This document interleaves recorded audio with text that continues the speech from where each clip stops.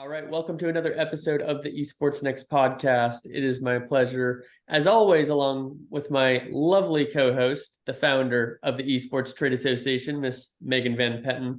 We are joined today by Claire LaBeaux, who's the Chief Marketing Officer for NASIF. Welcome to the show. Thank you. So excited to chat with you guys, especially after having met so many leaders in the Esports Trade Association at the EsportsNext conference. Phenomenal job that you're doing. Well, thank you so much. I was actually talking to Megan earlier this morning, and I said, Megan, I really enjoyed our podcast episodes before the conference, to meet some new people and to help people understand who's going to be there and to help promote the event. I was like, today I'm so excited because I get to talk with my new friends, and today we're recording 3 different podcasts. And so you're the third, so we're perfectly warmed up today. But I was just thinking, like, how cool is it? It's just a different vibe after you get together in person, isn't it? For sure. Those connections. And I think, especially we all work on something that's digital and connecting digitally. I mean, it's fantastic. Obviously, we can all be in different states and get to know each other, but there is something about being in person still, about really getting to know someone, really seeing the heartbeat of what matters to them. And I felt like that's what happened for sure at Esports Next at the conference was people from super different little corners of the esports world all coming together and saying, oh, this is how I can help you. Oh, this is how you can help me. And that's 100% what an event should be about. Absolutely. Well, why don't you tell us about what NASIF is and how you help people? Sure. NASEF is the network of academic and scholastic esports federations. We are a global organization that's relatively new. Well, NASEF is about 5 years old, so it's not like we're a super old organization anyway. In But we, esports years, it's a little different, right? You're an OG, right, around exactly. 5 years, but yeah, Yeah, it's kind of like dog years in a way, isn't it? yeah. Yeah, so we started off as a pilot program in Southern California with this theory that you could use esports for interest-driven education. That because kids love to game so much, they would show up to clubs, they would get mentored, they would learn all kinds of cool things, STEM skills like collaboration and communication. And then, potentially we could teach them about some career pathways. And I have this graphic in my background, let's see if I go that way, that shows kind of what NASEF is about, which is players and games are at the center, and that's kind of the magnet that draws students in. And then once they're there, there's this amazing opportunity to help build their social emotional skills, their career skills, to help them picture career pathways that they want to pursue. And so that's where we started, was with this theory that that would happen. And guess what? It did, times a bazillion relative to what we thought. So we started in Southern Amazing. California. We had 25 schools. We very rapidly spread throughout North America. And last year, we were at the International Esports Federation's World Esports Championships. And we were teaching esports leaders from around the world, here's how to implement from a scholastic perspective. And they got it. We came home, we had something like 60 countries saying, come and help us do what you're doing in the United States. And we realized that the North America part of our name didn't make sense quite so much anymore. And Mm. so we've expanded now. We're doing just incredible amounts of education and just helping leaders understand, how do you connect what someone cares about, what a kid cares about, with their education. Whatever you care about the most, that's where you're going to learn the best, right? And It's that's where you're true. going to Yeah. remember. It's going to sink way in, which sometimes is harder for some of us than others. I have an 8-year-old son, and this kid loves Minecraft Of course he more than does. most things. And I was telling somebody the other day, it was probably Megan. I was telling her, Johnny knows so much about minerals. Like, this kid's talking about iron ore and obsidian and all of these things that probably would be years away from his awareness or understanding. But because he is using these things to build different things in the game of Minecraft, his knowledge in that regard has gone not just far beyond his years, probably the years when I learned it, but he's so interested and engaged in those specific things as well, all because he loves playing the video game.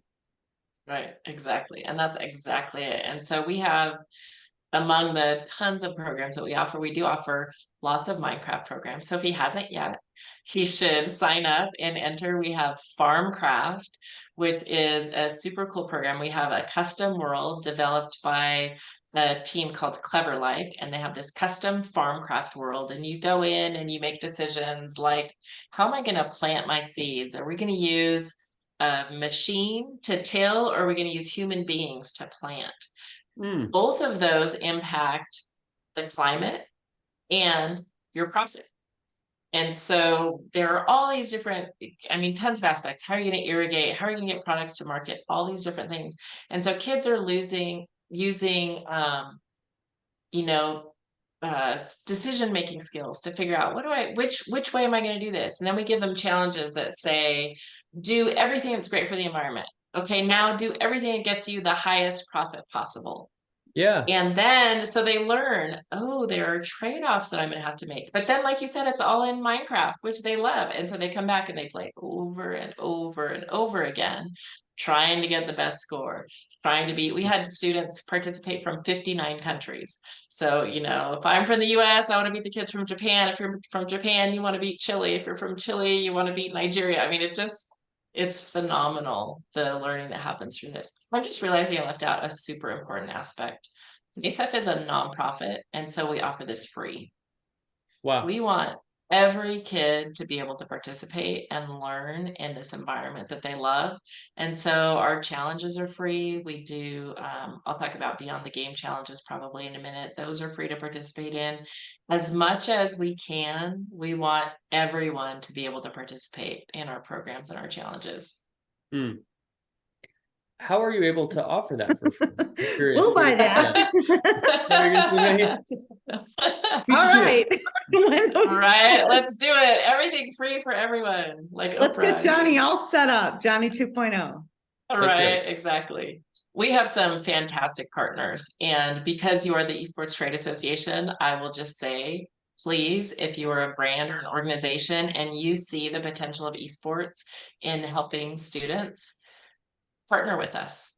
We are bringing our programs to kids, depending on what it is, around the United States, around the world. Again, leveraging this interest and helping them develop personally, individually, professionally. And that takes money, but we're trying our best to not charge because we want everybody to participate. The Farmcraft example I gave you is actually funded by the US State Department. They see benefit in having people around the world know how commerce works, how agriculture works, what's going on with climate change, what are some little things that you and I can do to impact it. And so they fund that program. So it depends on the individual program, but we have lots of people in our corner helping us to develop and bring these things out. That's incredible. Yeah. One thing I was thinking of when Megan and I were sitting on the stage there at the conference, we're looking out to the whole group, and what was going through my mind is everyone, exception for one person, Legion is a pro gamer.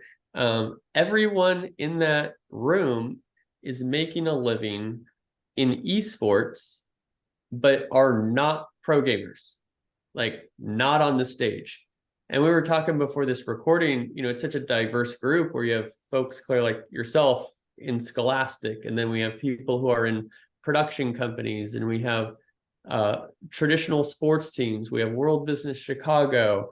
We obviously Coca-Cola, Six Flags, all these companies. And there's such an amazing business career ecosystem around esports that I think parents like myself, it encourages us to encourage our kids to go down this path, seeing that there are all these career opportunities versus saying, don't waste your time sitting in front of that monitor.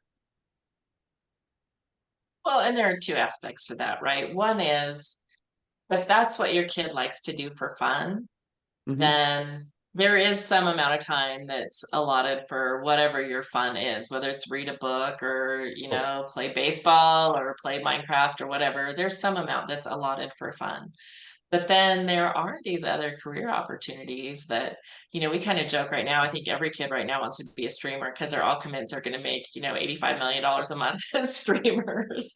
And a few people do, not very many, but a few do. Right. But an awful lot are making a decent amount of money that way. And that's one of the things that we do at NASEF is when we focus on that ecosystem, we say, okay, well, we're giving you game tournaments to play. And I just mentioned Minecraft, but we also do, Rocket League and Super Smash and other popular titles. But then we also do what we call Beyond the Game challenges. And essentially what we're doing is we're saying, practice some career skills in your club at school. And so we've done a Beyond the Game challenge called Why We Play. And we say, produce a video, interview students at your school or on your team or whatever. Why do they play esports? Why do they care about it? And then produce a video. Video production is one of the key marketing areas right now. If you have video production skills and a portfolio that goes along with it, you are hireable. I mean, forget right out of college. You're hireable in the middle of high school. I had actually, here's a funny story. Regina Schaefer is one of our leaders in New Jersey of an affiliate there.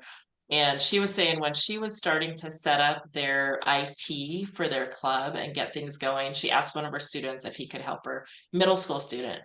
And he gave her his business card and said, Mr. Gina, I usually charge for this, but I really want this at our school, so I'll do it for free. Here's a middle schooler who, because of esports, has developed enough IT skills that he has his own consulting business doing IT. And that's what we're trying to help cultivate is if you have an interest in something and you're good at it, go for it.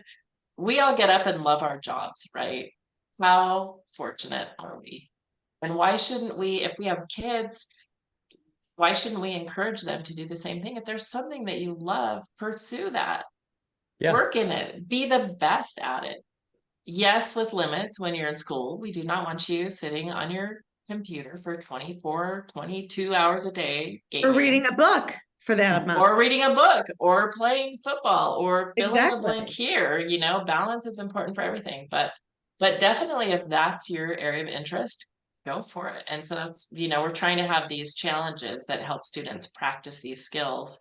One of them that's coming up this fall is going to be an entrepreneurship challenge where they'll get to play a game where they learn different aspects of entrepreneurship and they have to decide, am I going to pay my staff more or am I going to do more marketing or, how do I allocate the venture capital funds that I've been given and all of that. Yeah. So yeah, just really fun stuff. That's awesome. VP, I see your wheels turning. I'm curious what's going on. Claire is reminding me of how important it is to do real world projects as a kid. I remember, I did all sorts of things just because I had a ton of energy. So I was always coordinating activities in our neighborhood that would promote community. So I remember. Sounds familiar, Megan. I think you're. You found your life calling for sure. Yeah. Well, I remember when I announced a community carnival before I figured out the logistics. And I just couldn't get it off the ground. I must have been like Johnny's age, like 9 or something. And, I had the group together. I had the date. It was like this Saturday. And when I did the carnival on the day, there was just a lot that I missed. And it was a bomb, right? So that was it. I was done planning carnivals, but I learned through that. And I thought things out much more that I was coordinating. And when you think about that we have to get out there, and that's how we learn, is by trying. I wasn't devastated, and some of the things went over well, but most didn't. I needed an adult in the room, helping me get the vision. I would have gone to your carnival. You would have, and it wasn't bad. It just, right. wasn't great. It wasn't what So, you pictured. yes. It's funny. I Well, think a couple things that's so cool about the esports space, with kids coming up. Number one, it's incredibly entrepreneurial by nature. Yes. You have this situation where, people just start teams, and I know a few of those people who have started teams, and, typically, like, you get the group together and you figure out all the logistics, like how do you get to the tournament, and, you guys compete. And then typically, when a team is successful, the most popular player will split off and he'll start his own thing. You see that with Optic Gaming and 100 Thieves, with Nadeshot coming up through it, splitting off. And I have no doubt probably one of the top 100 Thieves guys will split off and, start his own org, and it'll go like that. The other thing is, you become so digitally native by nature, because you're doing all of these things. Like if I should say most gamers are going to be streaming, right? And so you're going to learn how do I record myself? Okay, how do I edit this? How do I maybe add some graphics? How do I upload it? How am I? And then you're finding out, okay, what works here? Oh, this video did better than this because it was this long and it was this style and XYZ. And it's just all these things that are just the natural path of what you enjoy to do.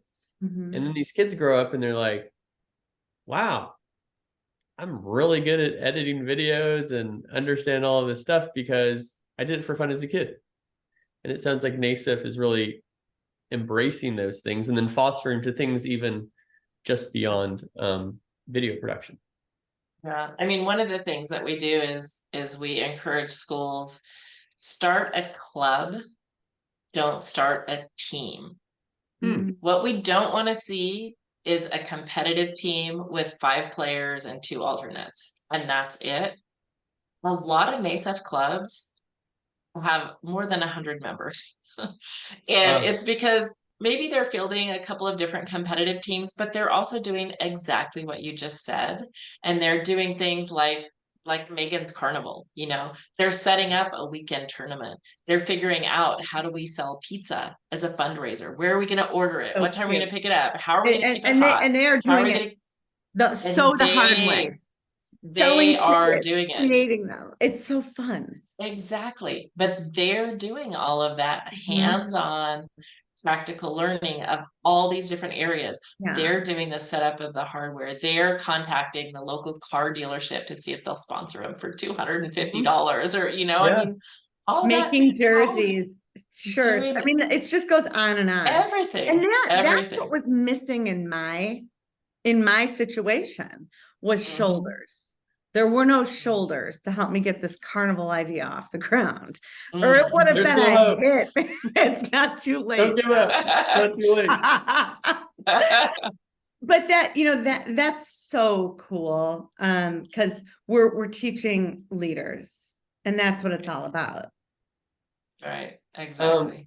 Claire, I'm curious, what is the response that you've seen from parents from the beginning of NASIF to where we are today? Great question. It's so different today. Parents and school administrators. I mean, I'll tell you, the reason I was brought to NASIF at the beginning, I have a background in communications in STEM education, STEM being science, technology, engineering, and math. And when NASIF was started, they said, we know this will be successful, and we know we will have communications challenges with parents and administrators. Help us figure that out.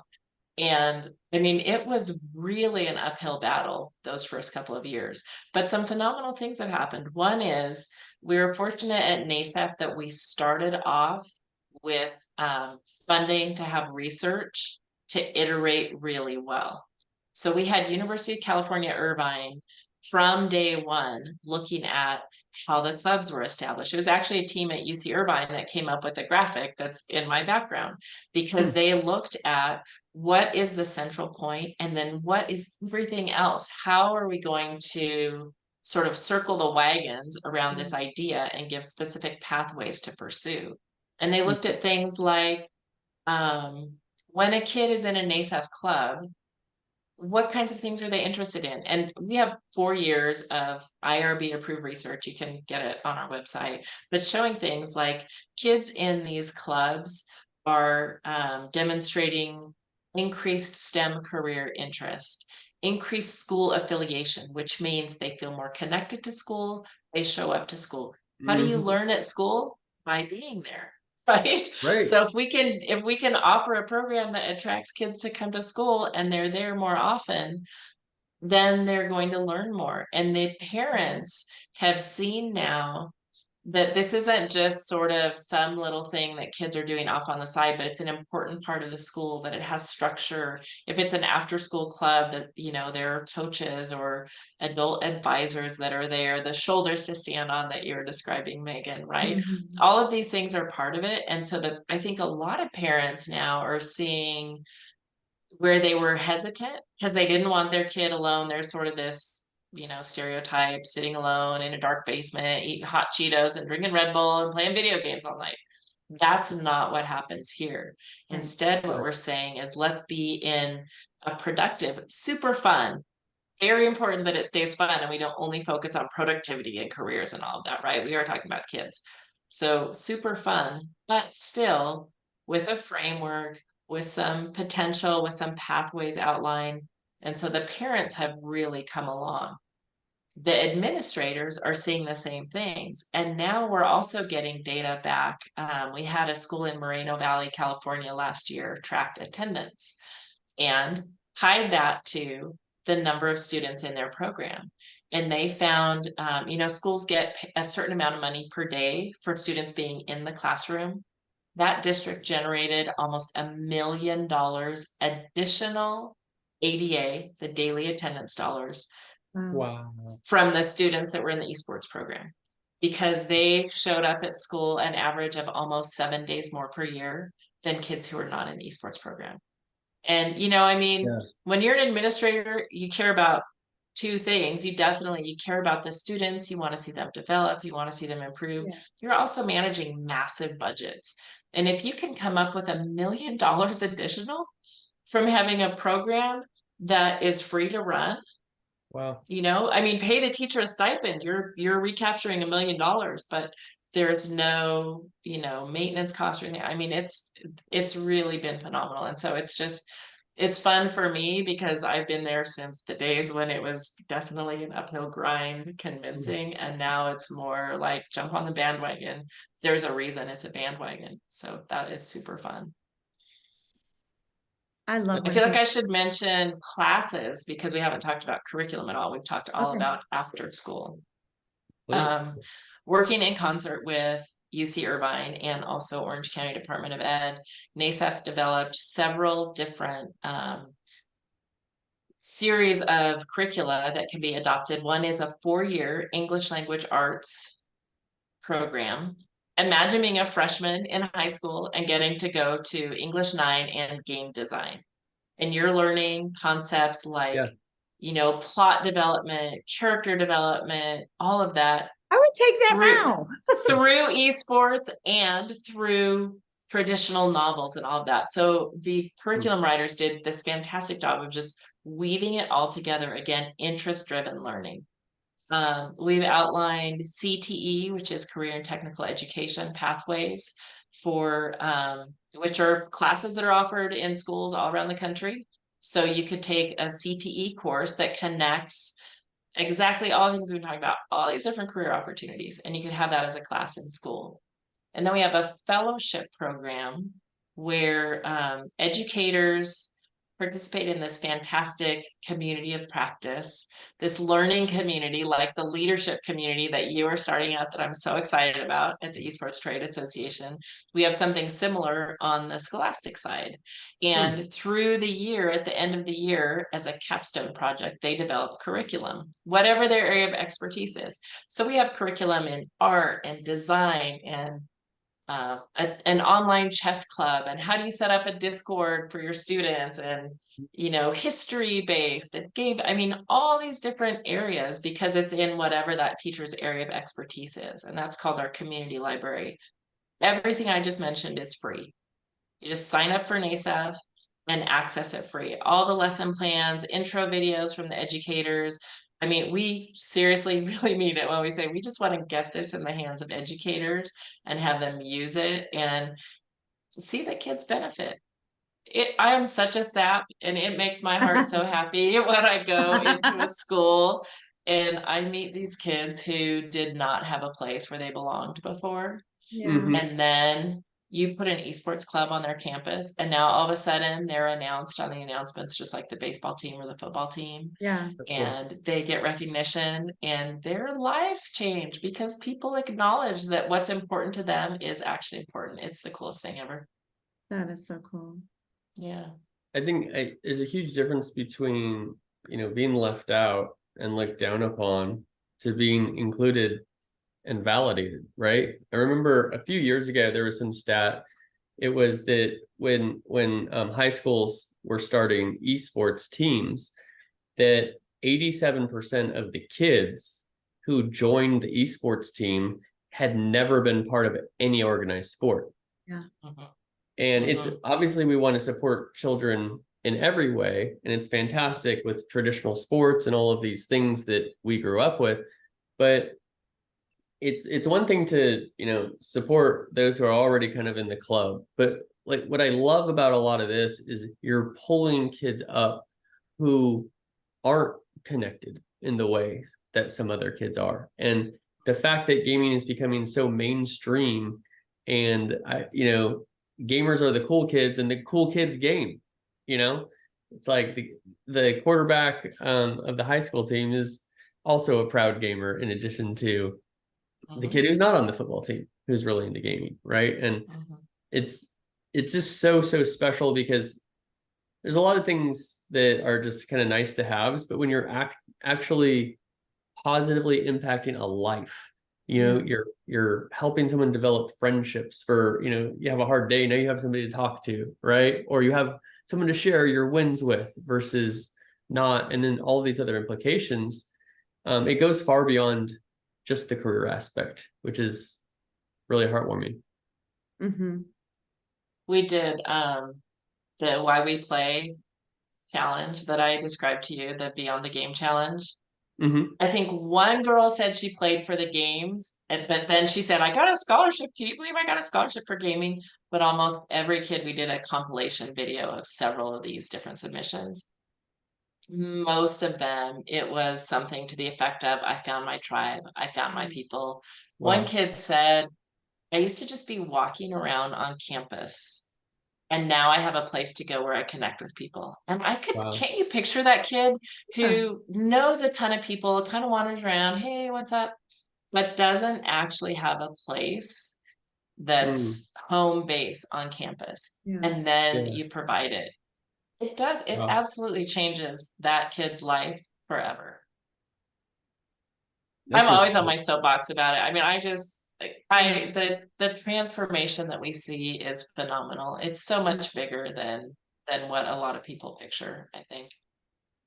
Question for you: how can because schools are is that how you get in? Is it through a like an ISD, or is it directly through individual schools? I'm wondering how our listeners who don't yet have NASIP, aren't involved with NASIP, how can they get involved effectively? Bring their Sure. Boy, it varies from location to location. Sometimes it is a school district that Mhm. says, we are going to do this, here's our way, and then they promote NASEF throughout. Sometimes it's one random teacher who says, I love to game. I know my Mhm. students do too. I'm going to start a club. And then it spreads from the bottom up. We have YMCAs that are members. We have Boys and Girls Clubs that are members. I mean, Mm. it's wide open. So nasef.org is our website, and you just go there and there's a bright orange button at the top and you join. You can take a look. We have some affiliates, which are in regions where there are a whole bunch of clubs. You could join the affiliate and then you're connected with others in your area and you can collaborate with them.